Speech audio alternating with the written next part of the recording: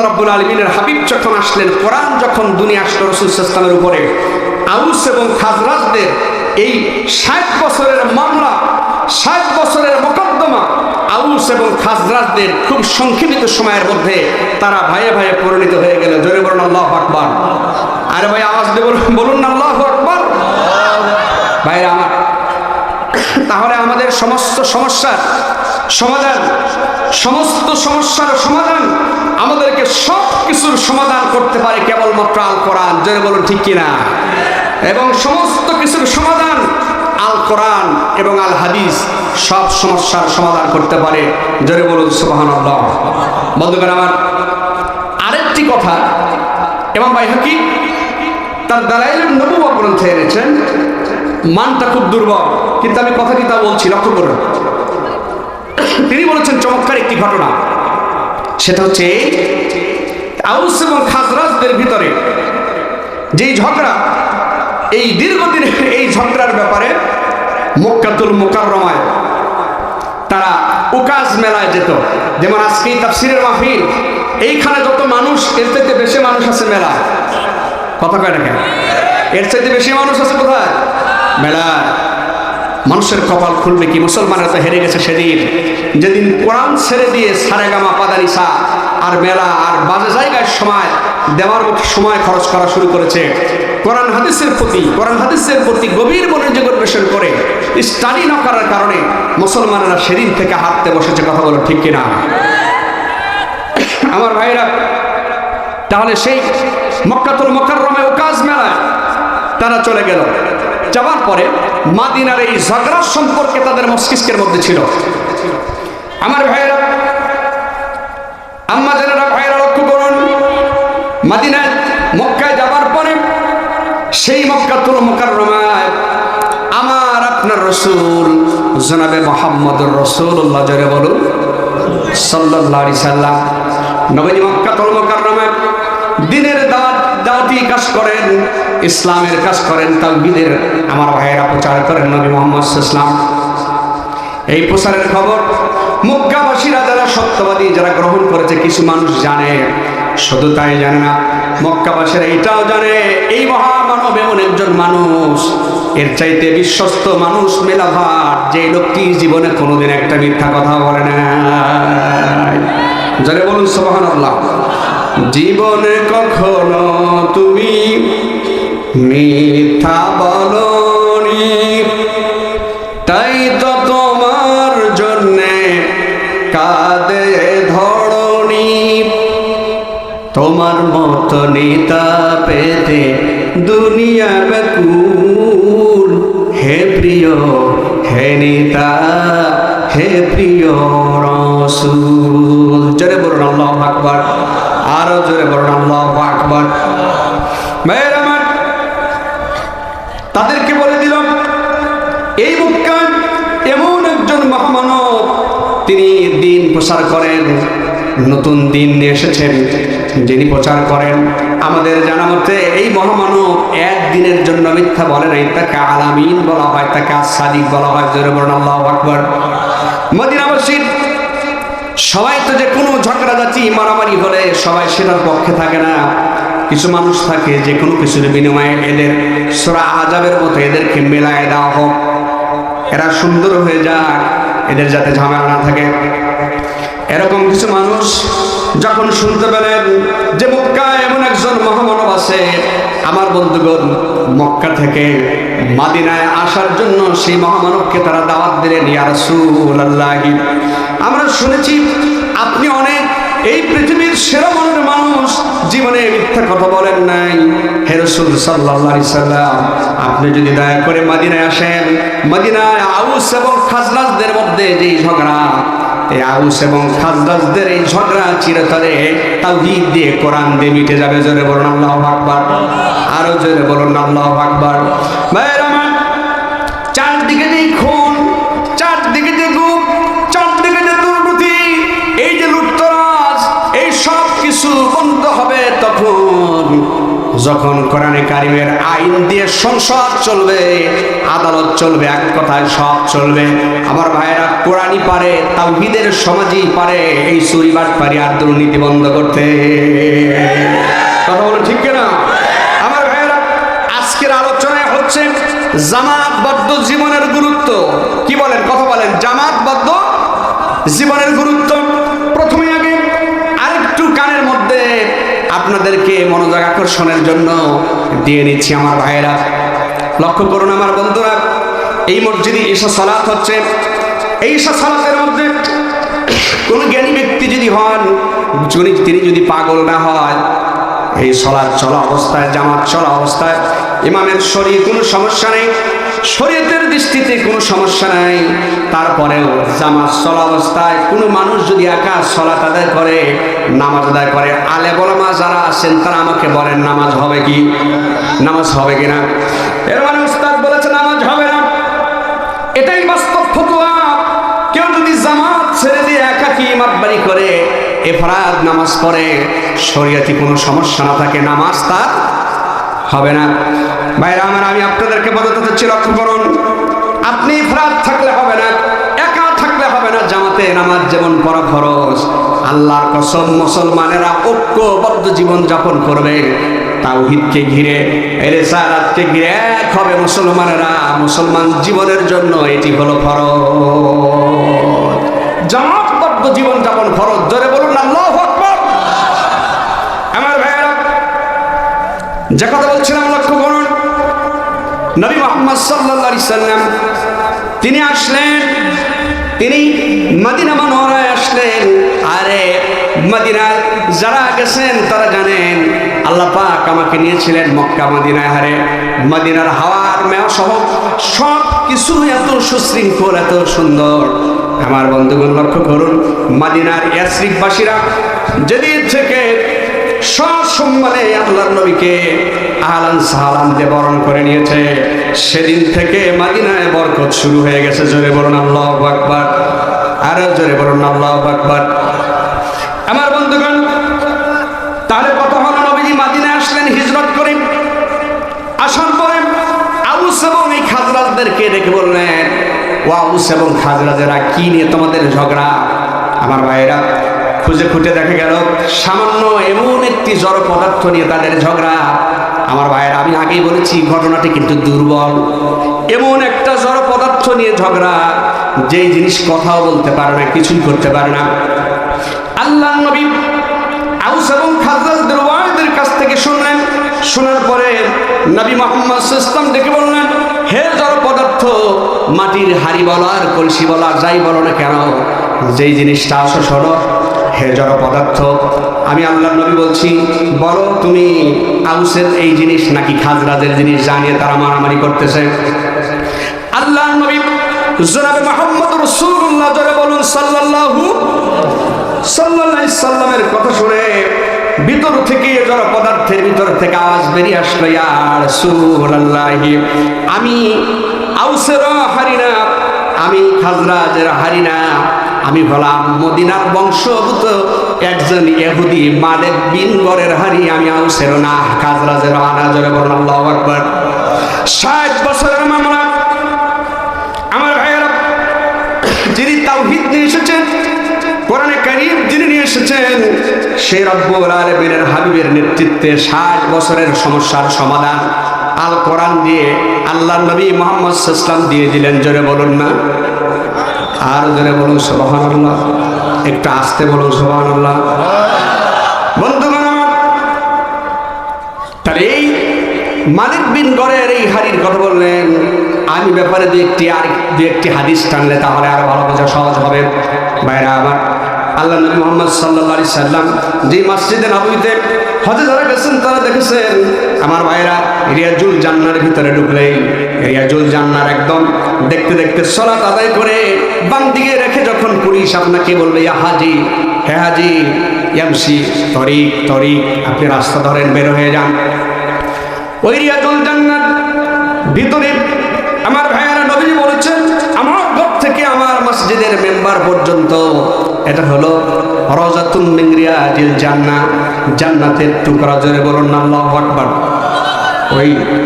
ওই মেহরাবের দিকে তাকালে সেখানে লেখা আছে এই হচ্ছে সেই জায়গা যেই জায়গায় তোমার দরদি নবী মুহাম্মদুর রাসূলুল্লাহ সাল্লাল্লাহু আলাইহি সাল্লাম দাঁড়ায় নামাজ পড়াতেন, জোরে বলুন না সুবহানাল্লাহ। কেন বললাম কথাটি হয় না, লক্ষ্য করুন আমার বন্ধুগণ। ওই মহামানব নবী মুহাম্মদ সাল্লাল্লাহু আলাইহি সাল্লাম একটি খেজুর গাছের গুড়ির সাথে, কাঠের গুড়ির সাথে হেলান দিয়ে খেজুর গাছের পাশে তিনি দাঁড়ায় খুতবা দিতেন। সাহাবীরা বললেন এইভাবে আর হয় না। আমি যে হাদিসটি আপনাদের শোনাচ্ছি সহিহ বুখারীর 2813 নম্বর হাদিস, সহিহ বুখারীর 2813 নম্বর হাদিস, লক্ষ্য করুন। সাহাবীরা জানেন রিদওয়ানুল্লাহ তাআলা আলাইহিম, তারা জানেন আমার ভাইয়েরা নবী সাল্লাল্লাহু আলাইহি ওয়াসাল্লামের হয়তো কষ্ট হয়, আল্লাহর নবীর জন্য একটি ভিআইপি মিম্বার বানিয়ে দিল। তারা জোরে বলুন আল্লাহু আকবার। হাদিসের পরিভাষা এরকম, হাদিসটি জাবির ইবনে আব্দুল্লাহ রাদিয়াল্লাহু তাআলা থেকে এসেছে। তিনি বলেন ক্বালা কানা জিজু ইয়াকুমু ইলাইহি নবী সাল্লাল্লাহু আলাইহি সাল্লাম, নবী করিম সাল্লাল্লাহু আলাইহি সাল্লাম মুহাম্মদ সাল্লাল্লাহু আলাইহি ওয়াসাল্লামের একটি খেজুর গাছের গুড়ির সাথে হেলান দিয়ে দাঁড়ায় তিনি খুতবা দিতেন। হঠাৎ করে একদিন খুতবারত অবস্থায় বুদিয়া লাফুল মিম্বার, তিনি সেই ভিআইপি মান্নে মিম্বার বানায় দিলেন। সেই মিম্বারের উপরে যখন আরোহণ করলেন, আরোহণের পরে সামিনা লিজিজি মিসলা সাওতিল ইশার, আমার ভাইয়েরা সাহাবী বলে এই খেজুর গাছের কাণ্ডের ভিতর থেকে জড় পদার্থ যার জীবন নাই, গাছের প্রাণ আছে ঠিক কিন্তু ওটার প্রাণ নাই, মরে যাওয়া কাষ্ঠখণ্ড।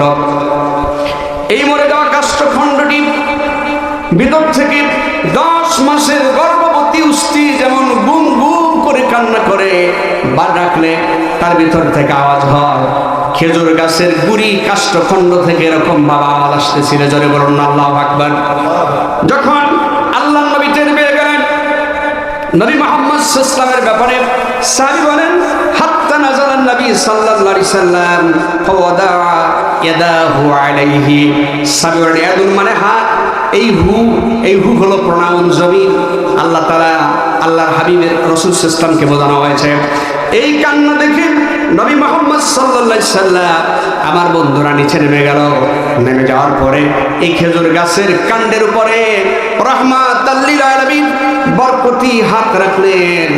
নবী মুহাম্মদ সাল্লাল্লাহু আলাইহি ওয়াসাল্লামের হাতে মানে বরকতি হাত রাখার কারণে খেজুর গাছের গুম গুম করে কান্নার আওয়াজ শিশুর আদরের মতো বন্ধ হয়ে গেল। জোরে বলুন আল্লাহু আকবার। আর হাদিস আছে নোট করা, সবগুলো শোনাবো না, সহিহ মুসলিমের আরেকখানি হাদিস শুনে সামনে এগিয়ে যাচ্ছে, লক্ষ্য করুন আমার ভাইয়েরা। এটাও জাবির ইবনে সামরা রাদিয়াল্লাহু তাআলা থেকে বর্ণিত। তিনি বলেন ক্বাল রাসূলুল্লাহ সাল্লাল্লাহু আলাইহি সাল্লাম, রাসূল সাল্লাল্লাহু আলাইহি সাল্লাম বলেন ইন্নী আরিফু হাজারান বিমাক্কা, নবীজি বলেন আমি মক্কার এমন পাথরকে আমি চিনি, ইসাল্লিমু আলা ক্বাবলা আন উবআথা, আমাকে নবী হিসাবে প্রেরণের আগে আনুষ্ঠানিকভাবে আমি নবী মুহাম্মদ সাল্লাল্লাহু আলাইহি ওয়াসাল্লামকে নবী হিসাবে পাঠাবার আগে মক্কার এই পাথরটি আমি রাসূল সাল্লাল্লাহু আলাইহি ওয়াসাল্লামকে সালাম বলতে, জোরে বলুন আল্লাহু আকবার। পাথর নবীজিকে সালাম বলে। আমার বন্ধুগণ রাসূল সাল্লাল্লাহু আলাইহি ওয়াসাল্লাম বলেন এখনো আমি সেই মক্কার পাথরটিকে চিনি। এই কেন্দ্রিক সহিহ বুখারী মুসলিমের বেশ কয়েকটা হাদিস আমার কাছে ছিল, আমি ওদিকে যাব না, সামনে আর একটু গভীরে ঢুকতে হবে, আমার সময় সংক্ষেপ হবে। এই হাদিসটি সহিহ মুসলিমের 5833 নম্বর হাদিস। আমার বন্ধুগণ এখন আসুন আমরা যে আয়াতে কারিমা তেলাওয়াত করলাম সূরা আল ইমরানের 103 নম্বর আয়াত, এই আয়াতের মধ্যে আল্লাহ রাব্বুল আলামিন 3টি হুকুম করেছেন। কয়টি হুকুম? আরো জোরে বলুন কয়টি? 3টি কথাই আয়াতের মধ্যে রয়েছে। একটি হলো, খেয়াল করবেন মায়েরা এবং ভাইয়েরা, কোরআনের প্রত্যেকটি বিধানকে, কোরআনের প্রত্যেকটি হুকুমকে একা একা শুধু মানা যাবে না, ঐক্যবদ্ধভাবে মানতে হবে। জোরে বলুন সুবহানাল্লাহ। সূরা আল ইমরানের 103 নম্বর আয়াতে এ কথা রয়েছে। দ্বিতীয় নম্বর গুরুত্বপূর্ণ যে কথা সেটি হচ্ছে আল্লাহর এই তাওহীদকে লালন করতে গিয়ে, আল্লাহর হুকুম প্রতিষ্ঠার কাজ করতে গিয়ে দলাদলি করা যাবে না, মতপার্থক্য সৃষ্টি করে আলাদা হওয়া যাবে না। জোরে বলুন আল্লাহু আকবার, আর জোরে বলুন সুবহানাল্লাহ। ভাইরা আমার, আমরা আর আলাদা নেই। অনেকেই বিভিন্ন সময় বিভিন্ন অবস্থায় গেলে অনেকে আপনারা কথা বলেছেন, দেখো তোমরা হুজুররা আগে এক হয়ে আসো, তারপরে তোমাদের পিছনে আসি। কথা কন না কেন? আপনারা কথা বলেন না কেন? জেনে রাখো মুসলমান, আগামী দিনের শরীফ উসমান হাদির চেতনা এবং ইসলামী আন্দোলনের জন্য যারা জীবন দিয়েছেন, তাদের এই বিশ্বাস এবং আল্লাহর হুকুম কোরআনিক শাসন প্রতিষ্ঠার জন্য বেশ কয়েকটি ইসলামী দল ঐক্যবদ্ধ হয়েছে।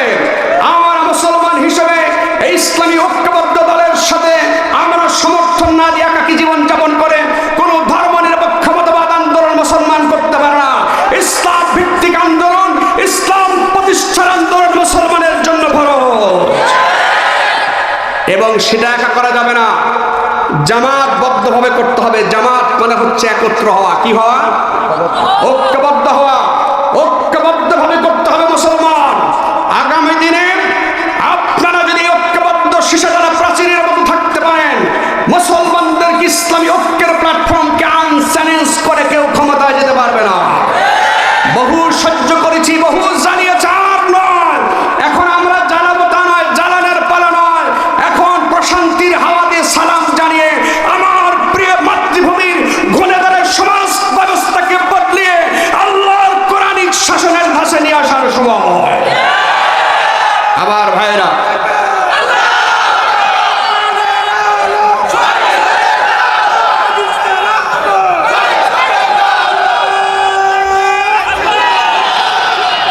আমার ভাইরা লক্ষ্য করুন, কথা আছে, কথা আসবে। এখন তারা প্রশ্ন করছেন, আব্দুল হাকিম, ঐক্যবদ্ধ জীবনযাপন যে করবো, দলিল কি? এতগুলো দলিল আলহামদুলিল্লাহ কোরআন হাদিস থেকে গবেষণা করে লেখালেখি করেছি, পেয়েছি। আজকে উপস্থাপনের সুযোগ পুরোটা না পেলেও যে পর্যন্ত পাই সে পর্যন্ত বলবো। কথা বলেন না কেন? শুনবেন না আপনারা? সবাই বলি ইনশাআল্লাহ। আবার বলছি ইনশাআল্লাহ। আমার বন্ধুগণ, শুরু হচ্ছে ব্যাখ্যা প্রাথমিক অংশের উপরে। ওয়াতাসিবু বিহাবলিল্লাহি জামিআও। আল্লাহ তাআলা বলেছেন, এই শব্দটি মূলে ছিল ইতাসিবু, তোমরা সকলেই মিলে আঁকড়ে ধরো। বিহাবলিল্লাহ, হাবলুর মানে হচ্ছে ইসলাম, আয় কোরআন, এর মানে হচ্ছে কোরআন, ইসলাম। ইসলামকে ঐক্যবদ্ধভাবে বিহাবলিল্লাহি জামিআ, সকলে একত্রিতভাবে আল্লাহর দ্বীন বিজয়ের জন্য, ঐক্যবদ্ধভাবে নিজেকে জাহান্নামের আগুন থেকে বাঁচানোর জন্য, সমাজকে আল্লাহর দ্বীনের বিজয়ের ক্ষেত্র বিশেষ তৈরি করার জন্য, ময়দান প্রস্তুতির জন্য আল্লাহর কোরআনকে মানতে হবে ঐক্যবদ্ধভাবে, ইসলাম মানতে হবে জামাতবদ্ধভাবে। কথা বলুন ঠিক কিনা? এখন প্রশ্ন থেকে থাকবে, থাকতেই হবে। আজকের এই আলোচনা থেকে আমাদের কনসেপ্ট ক্লিয়ার হয়ে যেতে হবে। হয় ইসলামের পক্ষে থাকবেন, না হয় ঘোষণা দিয়ে বলবেন আমি ওই দলেও নাই, এই দলেও নাই, আমি মুসলমানও নাই, হিন্দু নাই। কিছু মন্ত্রী কিছু আগে বলেছে না, কিছু মন্ত্রী দাঁত কেলায় টেলিভিশনের সামনে এসে বলেছে, দেখো আমি মুসলমানও না, আমি হিন্দু না। তা আমাকে লোকেরা জিজ্ঞেস করছে ওটা কে? আমি বললাম ওটা পাক্কা মুনাফিক। কথা বলে ঠিক কিনা? আমার ভাইয়েরা, আমার বন্ধুগণ, কথা আছে, লক্ষ্য করুন আল্লাহ কি বলেছেন এবং হাদিস শুনবো, কোরআনের আয়াত শুনবো। সূরা আল ইমরান, কোরআনে কারীমের 3 নম্বর সূরার 105 নম্বর আয়াত। আল্লাহ বলছেন, আল্লাহ রাব্বুল আলামিন বলেন, ওয়ালা তাকুনু কাল্লাযীনা তাফাররাকু ওয়াখতালাফু মিন বা'দি মা জাআহুমুল বায়্যিনাতু ওয়া উলাইকা লাহুম আযাবুন আযীম। আর আওয়াজ হবে আল্লাহু আকবার। হ্যাঁ, সবাই বীর পুরুষের মতো বলি আল্লাহু আকবার। বলছি সুবহানাল্লাহ, আবার বলছি আলহামদুলিল্লাহ, বলছি লা ইলাহা ইল্লাল্লাহ, আবার বলছি আল্লাহু আকবার। রাসূল সাল্লাল্লাহু আলাইহি ওয়াসাল্লাম বলেছেন, আহাব্বু কালামি ইলাল্লাহি আরবা। আল্লাহর কাছে 4টি শব্দ সবচেয়ে বেশি প্রিয়। কার কাছে? ইতিমধ্যে আমরা সেটা পড়ে ফেলেছি, আরো মাঝে মাঝে পড়বো। বলুন ইনশাআল্লাহ। ভাইরা আমার, আল্লাহ রাব্বুল আলামিন 105 নম্বর আয়াতে সূরা ইমরানে বলেছেন, তোমরা তাদের মতো হইও না যারা নিজেদের মধ্যে মতপার্থক্য সৃষ্টি করে দলে উপদলে বিভক্ত হয়ে গেছে। আর সুস্পষ্ট নিদর্শন কোরআনে কারীম আসার পরেও এই কাজ যারা করবে, আল্লাহ তাআলা বলেছেন ওয়াউলাইকা লাহুম আযাবুন আযীম, এরাই হচ্ছে তারা যাদের জন্য মহা শাস্তির ব্যবস্থা আল্লাহ করে রেখেছেন। জোরে কর নাউজুবিল্লাহ। এখন আপনি আলাদা থাকবেন নাকি একত্রভূত হবেন? একত্রভূত পথ জামাতবদ্ধ মুসলমানদের জামাতবদ্ধ একতাবদ্ধ পথ, ঐক্যবদ্ধভাবে ইসলাম মানার মধ্যেই শান্তি, ইহকালে শান্তি, পরকালে মুক্তি। বলুন ইনশাআল্লাহ। এরপর আল্লাহ রাব্বুল আলামিন বলেন কোরআনে কারীমের সূরা ইউনূসের 10 নম্বর সূরার 19 নম্বর আয়াতে আল্লাহ তাআলা বলেন ওমা কানান নাসু ইল্লা উম্মাতান ওয়াহিদাতান ফাখতালাফু ওয়ালাউলা কালিমাতান সাবাকাত মির রাব্বিকা লাকুদিয়া বাইনাহুম ফীমা ফীহি ইয়াখতালিফুন। জোরে বলুন আল্লাহু আকবার। আল্লাহ বলেন আল্লাহর কাছে মানুষদের ভিতর থেকে মনোনীত একটাই উম্মাহ আল্লাহর কাছে গ্রহণযোগ্য, সেটা হলো উম্মাতা ওয়াহিদা। এর মানে হচ্ছে যারা তাওহীদকে মেনে চলে। আজকে এই যুব সংঘের নাম আমার তাওহীদ যুব সংঘ। জোরে বলুন সুবহানাল্লাহ। আল্লাহর তাওহীদকে যারা মেনে চলে, আল্লাহর একত্ববাদকে যারা মেনে চলে, আল্লাহর একত্ববাদের সমাজ যারা প্রতিষ্ঠার কাজ করে, যারা এই তাওহীদবাদী, আল্লাহ বলেন এরাই হচ্ছে আমার কাছে গ্রহণযোগ্য উম্মাত, দল, পার্টি, গোষ্ঠী। জোরে বলুন, আরো জোরে বলুন সুবহানাল্লাহ। ভাইরা আমার, এর মধ্যে ঐক্য গড়ার, একতাবদ্ধ থাকা আমাদের কতটুকু প্রচেষ্টা করতে হবে। একটি কথা বিশেষ কোরআন থেকে উদাহরণ দিলে আপনারা বুঝতে পারবেন আমার ভাইরা। আমি মুসা কারিমুল্লাহ আলী ইসলামের ওয়াজে যাচ্ছি না, শুধু টাচ করবে একটি কথাকে ঘিরে। লক্ষ্য করুন, আল্লাহর নবী মুসা আলাইহিস সালাম বিশেষ সফরে চলে গেলেন। এই বিশেষ সফরে যাওয়ার পরে আমার ভাইরা তার অবর্তমানে তার ভাই কলিজার টুকরা হারুন আলাইহিস ইসলামকে দায়িত্ব দিয়ে গেলেন যে আমার জাতির লোককে তুমি দেখাশোনা করো। ধরে বলুন না সুবহানাল্লাহ। হযরত মুসা আলাইহিস ইসলাম চলে গেলেন। ফিরতে দেরি হলো মনে করে জাতির বানি ইসরাইল লোকেরা, আমার ভাইয়েরা, সামিরি নামে এক দুষ্ট লোক ছিল। কোরআনে কারীমের আমার বন্ধুগণ, কোরআনে কারীমের ভিতরে আল্লাহ রাব্বুল আলামিন 20 নম্বর সূরার 96 নম্বর আয়াতে বলেন এই সামিরি করলেন কি, তিনি কবজা করলেন মিন আথারির রাসূল। এর মানে হলো রাসূল, এই রাসূল মানে হচ্ছে জিবরাইল আমিন। জিবরাইল আমিনের আমার ভাইয়েরা ঘোড়ার মাটির নিচ থেকে এক মুষ্টি মাটি সংগ্রহ করে সামিরি আমার ভাইয়েরা মূর্তি পূজক হিসেবে তিনি একটা বাছুর, গরুর বাছুরের পেটের মধ্যে দিয়ে দিলেন বা ছিটাই দিলেন। যখনই ছিটাই দিলেন এই বাছুর আর কোনো কিছুই নয় ভাইরা আমার, মূর্তি বাছুর হাড়ির ভিতর থেকে, কি বলে মূর্তির ভিতর থেকে, এই বাছুরের ভিতর থেকে হাম্বা হাম্বা রব করতে থাকে। যেরকম নাউজুবিল্লাহ। নির্বোধেরা বুঝলো না, ওরা মনে করলো না জানি হাম্বা হাম্বা যেহেতু করতেছে, না জানি এটা গরু বাবা হবে।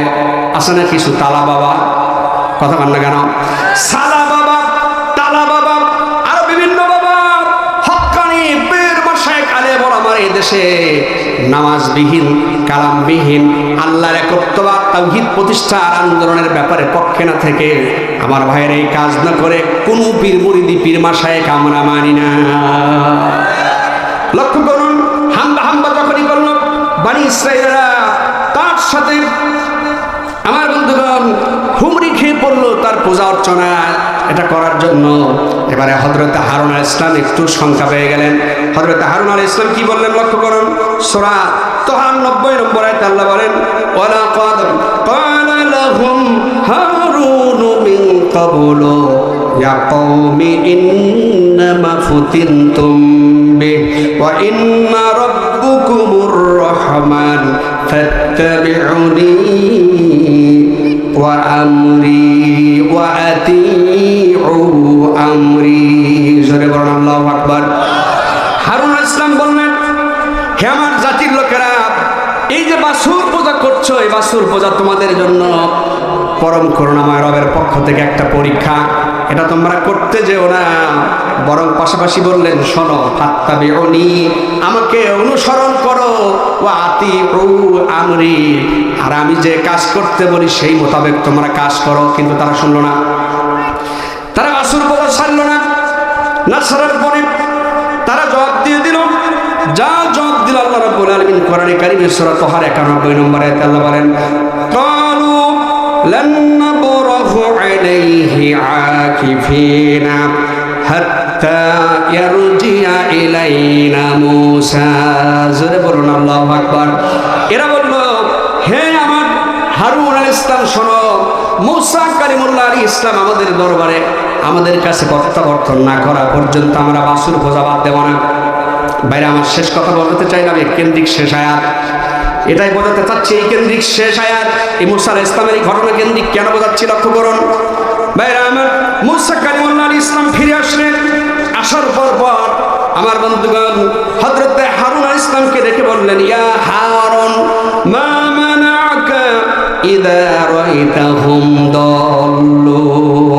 হে হারুন আলাইহিস সালাম, কেন তুমি তোমার এই জাতিকে মানা করো নাই? তোমার এই জাতিকে বিভ্রান্ত পথ থেকে কেন ফেরাও নাই? কেন এই বাছুর পূজা থেকে তুমি নিষেধ করো নাই? আমার বন্ধুগণ এই কথা বলছেন আর হারুন আলাইহিস সালামের মাথার চুল ধরে ধরে টানতেছেন আর দাড়ি ধরে ধরে একটু করে টানতেছেন, মহব্বত করে। হযরতে একটু রাগ আছে তো বটে, কিন্তু মহব্বত করে টানতেছেন। দেখে বলছেন, কেন কেন এটা করা হয় নাই? আমার ভাইয়েরা, হযরতে হারুন কি জবাবটা দিলেন সেটাই শেষ আয়াত লক্ষ্য করুন। হযরতে হারুন আলাইহিস সালাম বলেন, ক্বালা ইয়া বানা উম্মা লা তাখুয বিলিহিয়াতি ওয়ালা বিরাসি ইন্নী খাশীতু আন তাকুলা ফাররাকতু বাইনা বানি ইসরাঈলা ওয়া লাম তারকুবু কওলি। জোরে বলুন আল্লাহু আকবার। তিনি বলেন, তোমার এই বাছুর পূজার এই জাতিকে আমি জোর করে কোনো কিছু বলতে যাইনি। এজন্য আমার আশঙ্কা হচ্ছিল, হে প্রিয় ভাই মূসা কালিমুল্লাহ আলাইহিস সালাম, তোমার অবর্তমানে বনী ইসরাঈলেরা যদি আলাদা আলাদা গ্রুপ হয়ে যায়, এই ফারেক সৃষ্টি হবে বলে, ইফরাত মানে ফারেক হয়ে যাবে বলে, আমি তাদেরকে ফারেক যাতে না হয় এই জন্য তাদেরকে জোরাজুরি করে কিছু বলি না। এর মানে আমি চেয়েছি তোমার বনী ইসরাঈলেরা ঐক্যবদ্ধ থাকুক। জোরে বলুন আল্লাহু আকবার। আমার ভাইয়েরা, আমাদের ঐক্যবদ্ধ থাকতে হবে। এই ঐক্যবদ্ধ জীবন যাপন ফরজ। কে বলেছেন? কথা বলেন আর জোরে বলেন, কে বলেছেন? আল্লাহ সুবহানাহু ওয়া তাআলা। আমার ভাইয়েরা খুব খেয়াল করুন, ঐক্যবদ্ধ জীবন যাপনের কথা বলেছি আমরা শুধু আজকে নয়। আমার ভাইয়েরা, দেশে একজন নন্দিত মুফাসসির ছিল আল্লামা দেলোয়ার হোসেন সাঈদী রাহিমাহুল্লাহ। বাংলার পথে ঘাটে প্রান্তরে দিক থেকে দিগান্তরে আমার ভাইয়েরা ত্রিপান্তরে তিনি ছুটে বেরিয়েছেন। টেকনাফ থেকে তেতুলিয়া, রূপসা থেকে পাথুরিয়া পর্যন্ত ছুটে চলেছেন। মানুষকে কোরআন সুন্নাতে কথা বলেছেন। কোরআনকে আঁকড়ে ধরে, তাওহীদকে আঁকড়ে ধরে তোমরা ঐক্যবদ্ধ থাকো ও জাতির লোকেরা। কথা বলেছেন ভারতের আধিপত্যবাদ বিরোধী কথা বলেছেন। আমার ভাইয়েরা, ধূমকেতুর মতো নেমে আসা আল্লাহরই আমার বন্ধুরা মুজাহিদে মিল্লাত আল্লাহর এই ওলি, তিনি কথা বলেছেন, যা বলেছেন তা তারা ভুলে গেছে, আল্লাহর ইচ্ছায় ঘটে গেছে। আমার ভাইরা, আমার বন্ধুগণ, আমরা আল্লামা সাঈদীকে ভালোবাসি রাহিমাহুল্লাহ। সেই আল্লামা সাঈদীকে ইনজেকশন পুশ করে দুনিয়া থেকে বিদায় করে দেওয়ার চেষ্টা করা হয়েছে। এই হাদির শাহাদাতের মতো সেটা ধূম্রজাল তৈরি করে রাখা হয়েছে। আজকের তাফসীর মাহফিল থেকে স্পষ্ট ঘোষণা করতে চাই, আল্লামা সাঈদীকে ওই ডাক্তার সহ যারা ক্লু দিয়ে এই আল্লাহর বান্দাকে দুনিয়া থেকে বিদায় করেছে, শরীফ ওসমান হাদি ভাইকে গুলি করে যারা বিদায় করলো, এদের প্রত্যেকটাকে গ্রেফতার করে রিমান্ডেই শুধু নেওয়া হবে না, রিমান্ডে নিয়ে সব তথ্য বের করে এদের সাথে যারা জড়িত তাদেরকে নেওয়া হোক এবং এই গুলি করা ব্যক্তিকে বাইতুল মুকাররমের জুমার দিনে এনে সমস্ত স্যাটেলাইট হাজির করে, সব media, print media, electronic media সব কিছু হাজির করে জাতির সামনে আমার ভাইয়েরা বুকটা গুলি করে ঝাঁঝরা করে দিয়ে দেখায় দিতে হবে যে হাদির মায়ের এমনও ঠেকেছে, হাদির গায়ে গুলি লেগেছে, আর তোমার বিচার হাদির গুলির পরিবর্তে এরকম ভাবে হলো। কথা বলেন ঠিক কিনা? বলেন ঠিক কিনা? আমার বন্ধুগণ, ওই হাদির ইনসাফ প্রতিষ্ঠার কথা বলেছেন রাহিমাহুল্লাহ। ওই হাদির সমাজে বিপ্লবের কথা বলেছেন, ভারতের আধিপত্যবাদ বিরোধী কথা বলেছেন, আগ্রাসনের বিরুদ্ধে কথা বলেছেন। শরীফ উসমান হাদি শুধুমাত্র একটি নাম নয়, একটি ইতিহাস এবং একটি প্রেরণার বাতি। জোরে বলুন আল্লাহু আকবার। কি আশ্চর্য কথা! শরীফ উসমান হাদিকে যখন লোকেরা বলেছে একা একা চলো না, তিনি বলেছেন মরণের ফয়সালা জমিন থেকে হয় না, আকাশ থেকে হয়।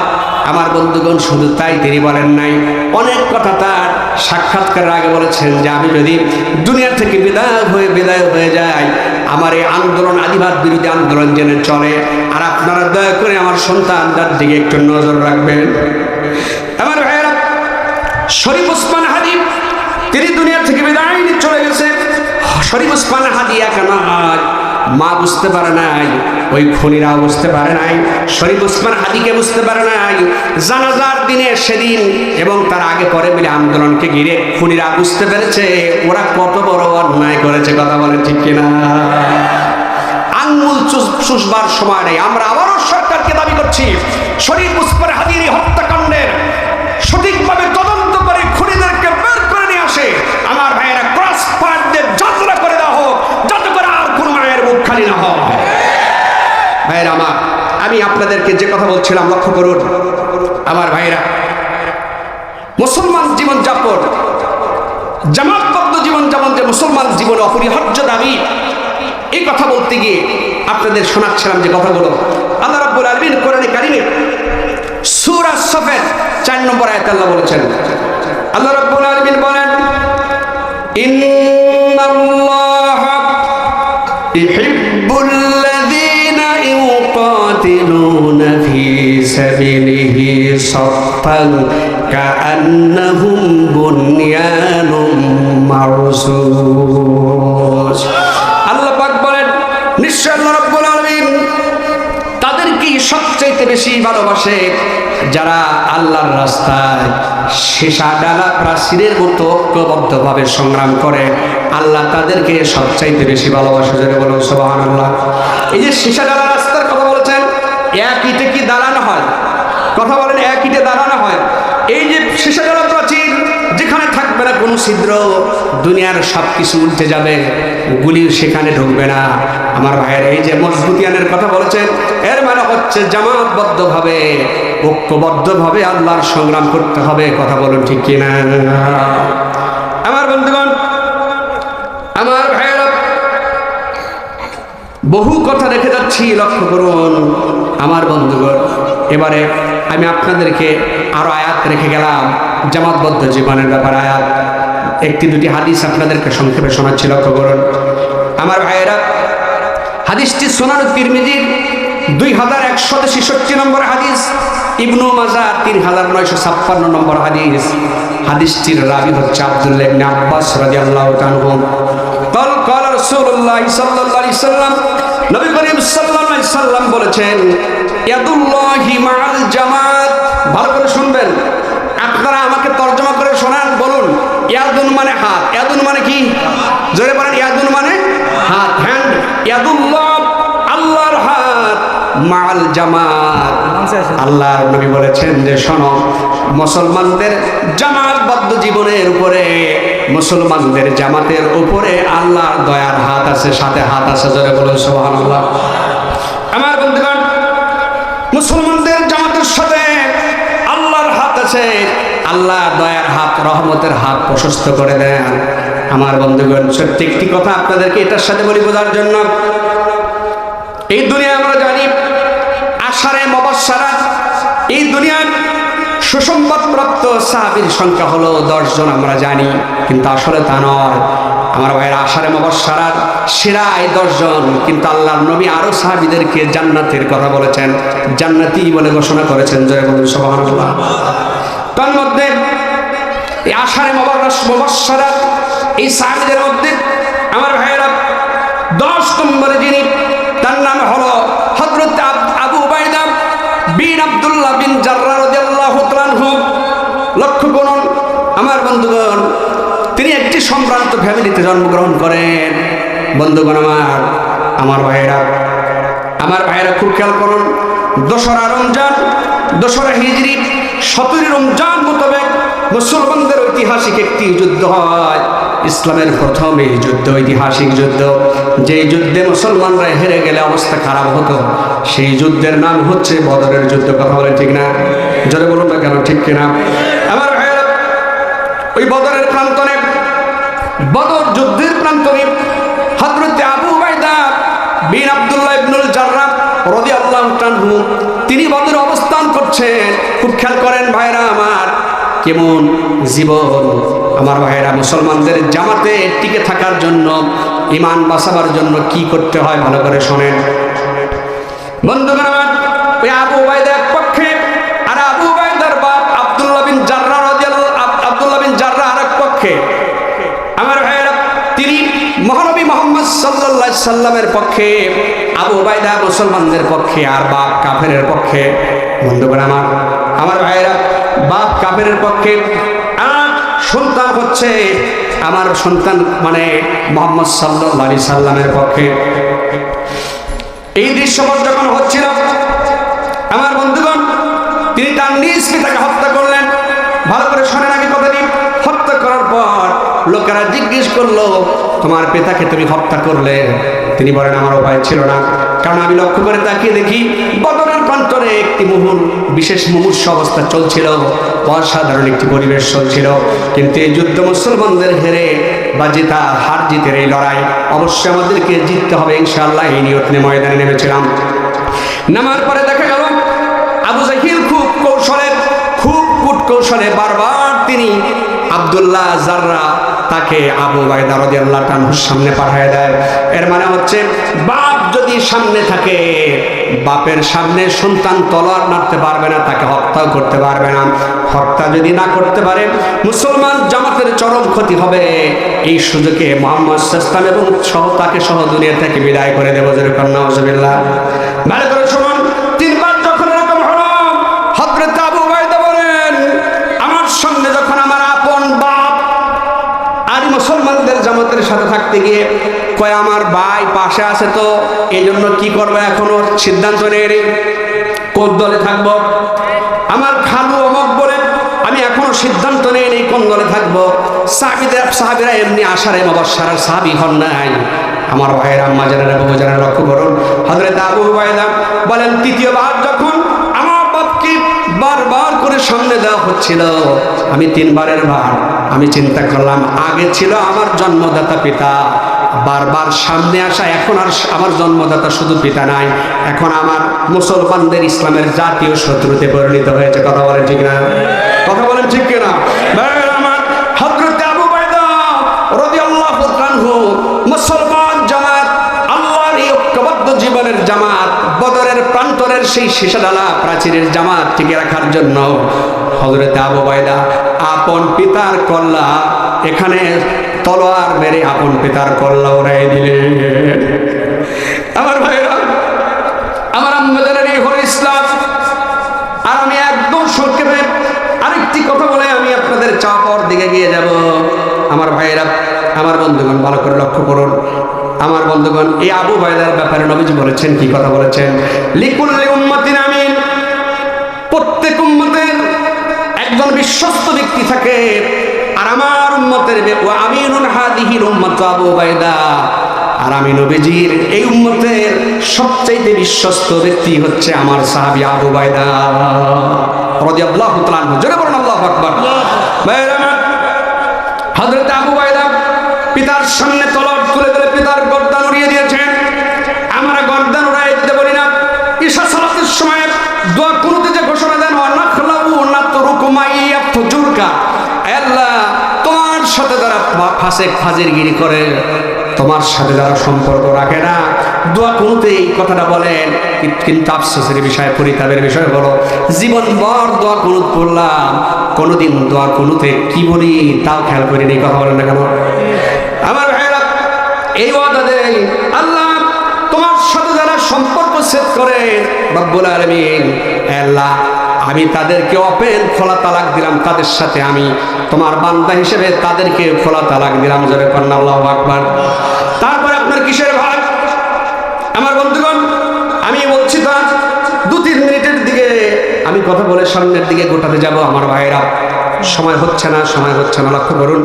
আরেকটি হাদিসের রাবী হচ্ছে হযরত নোমান ইবনে বাশির রাদিয়াল্লাহু তাআলা। তিনি বলেন, আল্লাহর নবী সাল্লাল্লাহু আলাইহি সাল্লাম, নিশ্চয় নবী করিম সাল্লাল্লাহু আলাইহি সাল্লাম খুতবা ফাকালা, তিনি কোন এক খুতবার মাঝে নবী করিম সাল্লাল্লাহু আলাইহি সাল্লাম বলেছেন, আল জামাতু রাহমা, জামাত হচ্ছে রহমত স্বরূপ। জোরে বলুন সুবহানাল্লাহ। মুসলমানেরা যদি ঐক্যবদ্ধ থাকে, পুরুষ মহিলা সবাই তাওহীদকে ঘিরে, আল্লাহর কোরআনকে ঘিরে যদি ঐক্যবদ্ধ থাকে, জামাত হচ্ছে রহমত, অল ফুরকাতু আযাব, আর ফিরকা করা হচ্ছে শাস্তি শুরু। আমার ভাইয়েরা, বদরে ঐক্যবদ্ধ ছিল সাহাবীরা। আমার ভাইয়েরা, বদরে নিশান দিয়ে আমরা দিনের কালেমার পতাকা পথ করে ওড়াতে পেরেছি, কিন্তু উহুদের প্রান্তরে ফিরকা হয়ে গেছে, বুঝতে পারে নাই উহুদের প্রান্তরে আলাদা হয়ে গেছে বলে আমাদেরকে সাময়িক শাস্তি পেতে হয়েছিল। কথা বলেন ঠিক কিনা? বন্ধুগণ, আমার ভাইয়েরা লক্ষ্য করুন, আমার ভাইয়েরা, আমার বন্ধুগণ, সম্মানিত ভাইয়েরা, আপনাদেরকে যে কথা বলছি সেটি হচ্ছে আরেকজন তরুণ সাহাবী। আমি সেদিকে যাচ্ছি, লক্ষ্য করুন। এই সাহাবী মদিনা থেকে, আমার বন্ধুরা, হুনাইনের যুদ্ধের প্রান্তরে যুদ্ধ থেকে ফেরার পথে সাহাবীরা একটা টেরা গেড়েছেন। খুব সংক্ষেপে বলছি, কথা বলুন, ভালো করে শোনেন। তাবু খাটিয়েছেন। সেই তাবুর ভিতর থেকে হযরত বেলাল রাদিয়াল্লাহু তাআলা আযান দিচ্ছে। সুবহানাল্লাহ বলেন। তাবুর ভিতর থেকে আযান দিচ্ছে হযরত বেলাল রাদিয়াল্লাহু তাআলা। আমার বন্ধুগণ, মক্কার নামজাদা বংশের একটি সন্তান, মক্কার মুশরিক কুরাইশ সন্তানদের সাথে একই সাথে বসে ওই ছেলেটা হযরত বেলাল যতবার আযান দিচ্ছে ততবার আযানকে বিদ্রুপ করছে, ভেঙাচ্ছে। ভাইয়েরা আমার বন্ধুগণ, আমার ভাইয়েরা সেদিকে চলে গেছেন। লক্ষ্য করুন আমার ভাইয়েরা, হযরত এই সাহাবী রাদিয়াল্লাহু তাআলা আনহুম, আমার বন্ধুগণ, তিনি এই ঠাট্টা বিদ্রুপ আর ব্যঙ্গাত্মক অবস্থা দেখে হযরতে আবু মাহজুরা রাদিয়াল্লাহু তাআলা তখন তিনি ঈমান কবুল করে নাই। নবীজি ডাকলেন, নবীজি বললেন, তোমরা আযানকে কে ভাঙালা? কেউ অস্বীকার করে না। নবীজি বললেন, ঠিক আছে, আমি যা বলি তোমরা তাই বলো, আযান দাও। আযান দেওয়ার চেষ্টা করলো, আযান দিতে গিয়ে দেখলো আযান আর কেউ দিচ্ছে না। আযান যিনি দিচ্ছেন, যে কণ্ঠ মিলে গেল, তিনি হচ্ছেন হযরতে আবু মাহজুরা। কণ্ঠ মিলে গেল। ইসলামের ধারক বাহক ছিলেন হযরত আবু মাহজুরা, ছোট্ট বলো কিশোর মানুষ, তার সামনের চুলের মাথার উপরে নবীজি দরদি হাত রাখলেন। হাত রেখে বললেন, আবু মাহজুরা, আল্লাহ তোমাকে এত সুন্দর কণ্ঠস্বর দান করেছেন, কেন বিদ্রুপ করো আবু মাহজুরা? বরং এই কণ্ঠটা তো তুমি দিনের পথে কাজে লাগাতে পারো, মুসলমানদের জামাত প্রতিষ্ঠার কাজে লাগাতে পারো। জোরে বলুন সুবহানাল্লাহ। হযরত আবু মাহজুরা এই কথা শোনার পর আল্লাহর নবী মুহাম্মদ সাল্লাল্লাহু আলাইহি ওয়াসাল্লামের সাথে হাতে হাত রেখে বলেন, ইয়া রাসূলুল্লাহ, আমাকে কালেমা শাহাদা পাঠ করায় দেন। কালেমা শাহাদা পাঠ করায় দিল। আমার ভাইয়েরা, এই সাহাবী মহিলা মানুষের মতো চুল ছিল, ওই যে নবীজি হাত রেখেছিলেন, জীবনের শেষ দিন পর্যন্ত সাহাবী আবু মাহজুরা পাগড়ির নিচে এই চুলটাকে সুন্দর করে নবী প্রেম নিয়ে, মহব্বত নিয়ে রেখেছেন, যাতে করে তিনি বলেন, লোকেরা বলেছে, আর তিনি উত্তরে বলেছেন, শোনো, দয়ার নবী মুহাম্মদ সাল্লাল্লাহু আলাইহি সাল্লাম, তিনি আমার এই রহমত, মানে রহমতুল লিল আলামিন, আমার চুলের উপরে হাত রেখেছে। বরং এই বরকতি চুল আমি কেটে ফেলতে চাই না। এই চুল নিয়ে আমি আল্লাহর নবী সাল্লাল্লাহু আলাইহি সাল্লামের চিঠি নিয়ে আমি কবরে যেতে চাই। জোরে বলুন আল্লাহু আকবার।